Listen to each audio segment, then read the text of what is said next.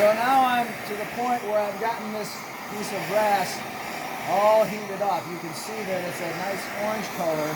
I don't want to get any hotter than that because it would melt, but that's the color that I want so that it will be soft when it cools down. And I'm going to let it cool down on those fire brick until it reaches approximately room temperature at approximately 70 or 75 degrees Fahrenheit.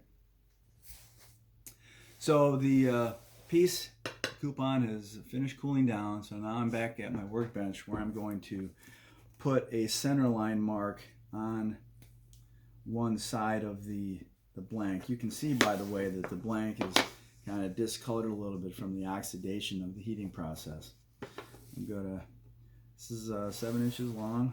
I'm going to go to 3.5 and just put a line here. This line is going to emulate my visual ability to start to strive towards hammering this section and this section a little bit to start to drive a taper into this piece to emulate the extant piece from, again, the Scottish Museum. So from there we go over to my anvil.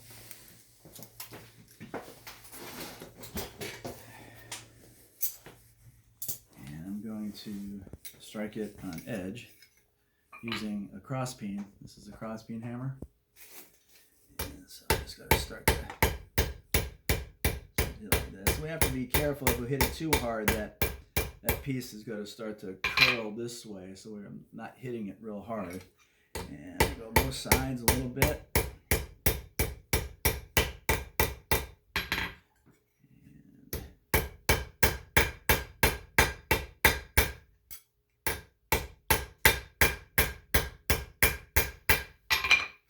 So you can start to see just a little bit of the difference. See how that's come down and tapered just a little bit this way, where this side is still straight and parallel on both sides. Pause. So I've spent about 5 minutes hammering this. I went to another hammer using two hammers, a heavier cross peen and then a little bit lighter cross peen. Got to finish straightening it just a little bit.